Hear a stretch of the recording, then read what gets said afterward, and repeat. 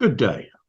My name is Richard Martin, and I've been weaving woolen cloth and blankets since 1976, first in West Wales and since 1982 in West Oxfordshire and in West Yorkshire. We currently operate Cotswold Woolen Weavers and Witney Blanket Hall, both of which you can visit and see what we do. Our principal manufacturer now is in fact Woolen Throws. I'm going to talk here about Witney Blankets, and since everyone knows what a blanket actually is, the accent is going to be about, i.e. around Witney Blankets. First, some context. In the late 17th century, Dr. Robert Plot, first professor of chemistry at Oxford and first keeper of the Ashmolean Museum, wrote enthusiastically about the blanket trade in Witney. He said that no place comes near it. But he also said, there are as well in Witney a great many fellmongers, out of whom in neighbouring Bampton there arises another considerable trade, sheepskins, dressed and stained, made into jackets, breeches, and leather linings. No town in England, he says, having a trade like that at Bampton. The malting trade of Henley, saddles in Burford, gloves and knives in Oxford are famed, but they are not peculiar to the places as those two trades, blankets of Witney and sheepskin wares of Bampton, which are the most eminent and peculiar to this county. Now there are no blankets woven in Witney, and no sheepskins tanned in Bampton, which is about 6 miles from Witney, by the by. But say Witney, and people all over the world will still say blankets, except for those, of course, who say Houston because they can't spell. But say Bampton, nowadays people might say Downton, possibly Morris dancing, but not sheepskins. This is partly because blanket weaving didn't stop in Witney until 2003, and there are still plenty of people around who were part of the trade. I was myself. I went to the party at Early's Mill on the last day in 2003, at which the last packers packed the last blankets into the last boxes and then held up cards which spelled out the end. It was very sad. After 340 years of continuous blanket production at Charles Early and Son. But mostly, the difference is because blanket making in Witney lasted through industrialization. So there are stone buildings, metal machinery, places and road names and monuments all over the town. But the sheepskin tanning pits and buildings of Bampton were friable, pre-industrial wood and clay, and they have now gone to dust. In an age of mass data, we forget how little we actually have left and thus know for sure about the past. For instance, the Blanket Hall in Witney was built in 1721, but the earliest picture of any aspect of the hall that exists now is a coloured drawing of the front elevation of about 1809, and that is only of the left-hand half of the frontage as part of an advertisement for the house next door. That's one picture in the first 85 years of the Blanket Hall's life. Now at the hall, between the photographs that we take for social media purposes and those taken by visitors, it must be at least 10 a day, I reckon. So there is one picture of the hall in the 88 years between 1721 and 1809, and in that same period, we would have taken 320,000. It's an odd thing that in 1721, the new company of Witney blanket makers built a building that is still there 300 years later, but made a picture of it virtually never. We build more or less nothing that will last 100 years, yet document everything constantly. It's a curious world. History is not what happened, it's what we think we know about what happened. And of course, we have a tendency to refashion history to suit our outlook in the present. So, when we discuss the history of an object we know well, like a blanket, it's as well to remember Hilary Mantel's dictum that the past is not a rehearsal for the present. In 1924, the Dutch historian Jan Huizinga began his great work, The Waning of the Middle Ages, with this: "To the world, when it was 500 years younger, the outline of all things seemed more clearly marked than to us. The contrast between suffering and joy, between adversity and happiness, appeared more striking. The cold and darkness of winter were more real evils. Honours and riches were relished with greater avidity and contrasted more vividly with surrounding misery. We, at the present day, can hardly understand the keenness with which a fur coat, a good fire on the hearth, a soft bed, a glass of water were formerly enjoyed." Heisinger was writing about the 15th and 16th centuries, but even into the 18th and 19th centuries, before central heating, double glazing, insulation, damp courses, interior sprung mattresses, in the higgledy-piggledy ramshackle world of the poor, we must not underestimate the real comfort of a woolen blanket. So, Witney blanket makers did not make mere textile fashion statements, interior furbelows. They wove what were for centuries crucial, life-preserving essentials, and we should remember this. Is it too much to conjecture that in a modern child's emotional attachment to a comfort blanket, there is some intuitive and atavistic memory of what once a blanket meant to all of us? And with that in mind, now to Witney and blanket making. Of course, I don't need to rehearse before so erudite an audience as the readers of Selvage and their friends the story of Henry of Blois, Bishop of Winchester, brother of King Stephen and grandson of William the Conqueror, who built himself a splendid house in Witney from where he could direct his large estates and in particular his sheep flocks. And where there are sheep, there is wool, and weaving developed. Witney seems to have specialised in heavy, well-milled, that is, shrunk, cloths for coats. Around 1700, the poet John Gay wrote a long poem, a sort of poetic tips and tricks for a man about town, and comes to the possible pitfalls when buying a winter coat. As you will see, he pooh-poohs thin silk and thinks not much more of a standard coarse woolen frieze or camel hair camblet. But let's hear what John Gay has to say. "To choose a proper coat for winter's wear, now in thy trunk thy doily habit fold. That silken drugget ill can fence the cold." Put away your silk.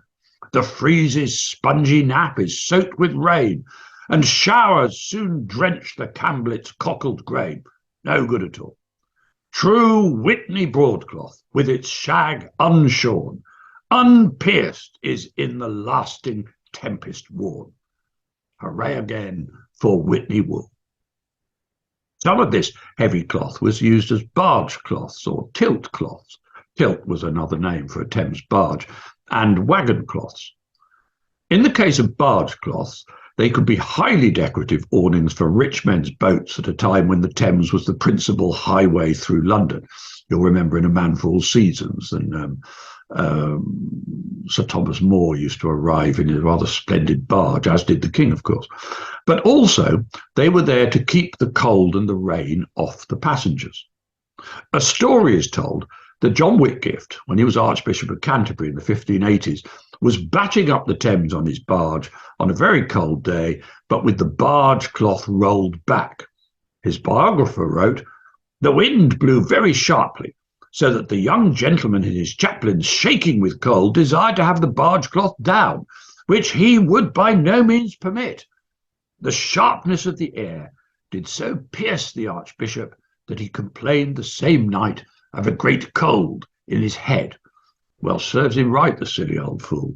He should have had his nice warm Witney barge cloth drawn down. Heavy woolen wagon cloths, the precursors of tarpaulins, were used in vast quantity. Since heavy wagons trundled around at about walking pace, they could be weeks on the road in all weathers.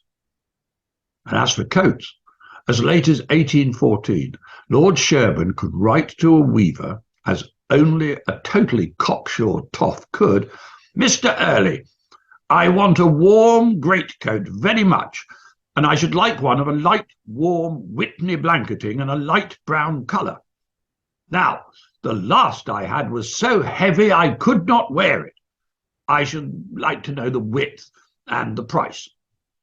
Now, you and I might then have mentioned cost and paying for it in coins of the realm, but not so the toff, for his lordship adds, "If you will execute this commission, I will send you a brace of hares." However, certainly by the 17th century, Witney was also specialising in blanket making. Dr. Robert Plot, again from his Natural History of Oxfordshire, "For improvements, 'tis certain that the blanketing trade of Witney is advanced to that height that no place comes near it." Plot wrote that there were 150 looms in the town, and that the attendant trades of sorting, scouring, spinning, weaving, and finishing provided work for 3,000 people. But why Witney? Plot puts the successful establishment of the trade down to what he calls the obtrusive nitrous water of the River Windrush, and a peculiar way of loose spinning the people have hereabouts. Now, the good Dr. Plot might be right, but on the other hand, he might have been swayed by Witney blanket men with a good tale to tell, for it is exactly the kind of puff manufacturers would use now. Perhaps the truth is more that a few weavers set up in Witney because there was wool available. Perhaps one or two were particularly good, got a reputation, and attracted others to a growing market. Infrastructure, suitable buildings, labour, machinery builders developed, and so the weaving trade developed just as saddlers came to Walsall, needle makers to Redditch, and steelmen to Sheffield. However, even in Plot's day, the trade had also attracted some pretty loose workmen, and standards were slipping. In 1640, a commission had been appointed to inquire into the decline in the cloth industry, and they reported the causes as the increased export of wool, yarn, and fuller's earth, i.e. the raw materials necessary for the home trade to prosper, the profit made by the clothiers or wholesale merchants, the high import duties levied on English cloth exports, various manufacturing frauds, including stretching, and deceitful practices and general laziness of allnagers. They're the quality control officers. Things don't change much. But one of the biggest problems then was that Witney was connected to its markets only by slow horse wagon. The River Windrush was not navigable to boats down to the Thames. Stone from Tainton Quarry was being transported down the Windrush to restore Westminster Abbey, but that was on relatively primitive rafts. Proper boats, as one would need to transport blankets and keep them dry, were another matter, and the Windrush was never dredged for navigation. Transport of blankets from Witney to London was always a problem, and was not really solved until over 200 years later, when Witney was connected in 1861 to Yarnton Railway Junction, and thus to Euston Station and London and the world. Notwithstanding the particular vicissitudes of the trade that I am described at the moment, it is a tribute to the perceived quality of Witney blankets in general that the trade prospered, even with these difficult distribution problems over centuries. Anyway, back to Robert Plot in the 17th century. He describes Duffields, so called from a town in Brabant where the trade in them first began, whence it came to Witney, otherwise called shags, and by the merchants trucking cloths. They make in pieces about 30 yards long and 1 yard and 3/4 broad, and dye them red or blue, which are the colours that best please the Indians of Virginia and New England, with whom the merchants truck them for beaver and other furs of several beasts. The use they have for them is to tear them into gowns of about 2 yards long, thrusting their arms through 2 holes made for that purpose. But our merchants have abused them for many years with so false colours that they will not hold their gloss above a month's wear. But there is an ingenious person of Witney that has improved them much of late, by fixing upon them a true blue dye, whereof as soon as the Indians shall be made sensible, and the disturbances amongst them over, no doubt the trade in those will be much advanced again. Now, to tell you the truth, this ingenious person sounds a bit of a snake oil salesman to me, and the trade was not, in fact, in good shape at all. It was in this context that some of the weavers in Witney turned their attention to forming a company. Not a commercial company, but essentially a trade association, a bit like a medieval craft guild, and old-fashioned even as it began, for competition was increasingly seen as better than monopoly as a way to improve standards. However, Queen Anne obliged with a monopoly charter in 1711, and henceforward all blankets woven in Witney would come under the jurisdiction of the new company of Witney Blanket Makers. At first, the new company met where they could and made money by charging inspection fees and fining members for infringements. But by 1721, they had enough money to build themselves a splendid rustic baroque hall. Downstairs, every blanket came from the weaving workshops around the town to be checked and authenticated, and it would have been a hive of activity, with piles of blankets, wooden rolling and cutting machinery, cutting tables, and everywhere woolen fluff settling like snow. Gradually, the new company acquired the trappings. They had a company seal, they bought impressive furniture, and a splendid silver tankard. They had a very large portrait of Queen Anne and installed a clock and a bell like a church clock set into the facade of their building. The blanket weavers had arrived and they wanted to show it. As in most towns, the slightly higher end was where the church and better houses were built, because flooding was less common. The Blanket Hall is at the lower, commercial end of town, and the prestigious building and its contents was deliberately designed to impress, to show how important the blanket weavers were. And certainly, the blanket weavers played an important part in the town's celebration of great events. For instance, in April 1763, there was a procession to mark a British victory in the American war against France. The procession, as described at the time, through the town, consisted of 2 pioneers and 4 beadles clearing the way, 2 drums, the fuller's company in their duffel jerkins, the tithing men and constables, 2 more drums, tradesmen bearing arms, a band of music, the chief constable with his truncheon, the town clerk and town marshal richly dressed, the mace bearer, gentlemen bailiffs with wands, church wardens and gentlemen 2 by 2, 1 French horn and 1 trumpet, and in pride of place, the master of the Incorporated Company of Witney Blanket Makers and assistants, wardens, and members with their streamers. What a show! And it's also worth remembering that in many towns, trade association buildings were the only secular public meeting places, i.e., not churches. And so it was with the Blanket Hall, where many public meetings were held and matters debated. For instance, there was a great debate about the abolition of slavery. Actually, there was a strong anti-slavery whiff in Witney. The nonconformist influence of the blanket makers saw to that. After all, only 15 years later, Samuel Wilberforce, son of the great William Wilberforce, was chosen to be Bishop of Oxford. The Blanket Hall also played a very full part in political elections, mostly to hold victory parties. After the 1837 election, Oxford's Jackson's Journal said, "The friends of Conservatives in our town and neighbourhood met together at the Blanket Hall to celebrate the victory gained at our late county election. A large booth had been erected for the occasion, the entire length of the gardens, and under it covers were laid for 150 persons.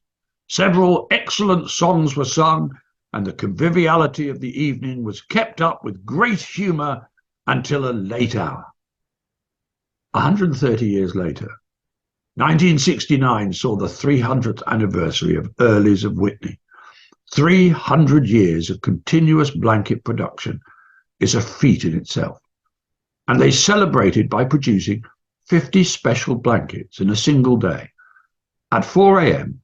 on June the 11th, 1969, a team of super-fast sheep shearers started to cut the wool from 150 sheep.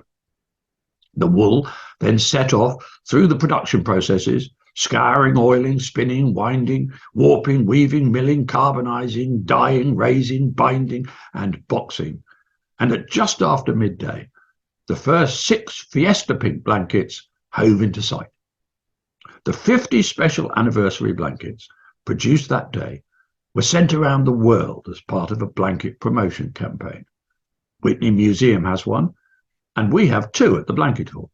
And I sometimes wonder where the other 47 are. It is interesting to look again at this blanket, then and now, as it were. It came in a gold box. Here is the lid. And the blanket itself, here it is, a vivid peach shade. Now, I've been involved many times in making a product to help promote old and new brands. And if we were doing a 300th anniversary blanket now, it would not be bright pinky peach in a lurid gold box. It would be all artisanal in ecru with a leather label and in an oak box with leather hinges. But the earliest anniversary was in 1969. A few of us will remember that 1969 was halfway between Mary Quant's Swinging London and Mark Bolan's T-Rex and glam rock. And in those heady days, what else could it be but a bright pink blanket in a lurid gold box?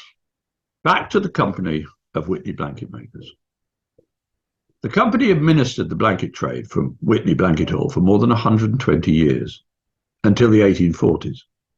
By this time, the old domestic system of individual master weavers, employing journeymen and 2 or 3 apprentices in a workshop, was largely replaced by the mill system, i.e., a factory system as applied to textile production. This was mainly in response to the higher cost of more sophisticated production equipment, which required higher investment and the introduction of power, first water and later steam power, to the production system. John Early was as forward as any in pioneering the mill system. He opened his Newland mill in 1825, and by 1838 he employed over 50 weavers. By the 1840s, most of the old workshops had gone, and with them the need for the Weavers' Company. For henceforth, the mills did their own quality control, and competition had taken over from monopoly as the engine for product improvement. Before 1850, the company was wound up. Its assets, including the Blanket Hall, was sold, and henceforth became a brewery, a lemonade factory, an office of births, marriages and deaths, horse slaughterers, hardware emporium, dancing school, rates office, architect studio, and for a while, partly a house. Until we turned up in 2015 and spent a year returning the hall to a state in which it could be reopened to the public, with a museum and a shop and Mrs. Miggins' other pie shop, the great room and the garden down to the river. In fact, there are many, many more stories to tell, and Witney Blanket Hall is still there in which you can explore them. Please do visit either the Blanket Hall at 100 High Street, Witney, or Cotswold Woolen Weavers in Filkins. Both are open every Wednesday to Saturday. And remember, Witney Blankets. Thank you for listening.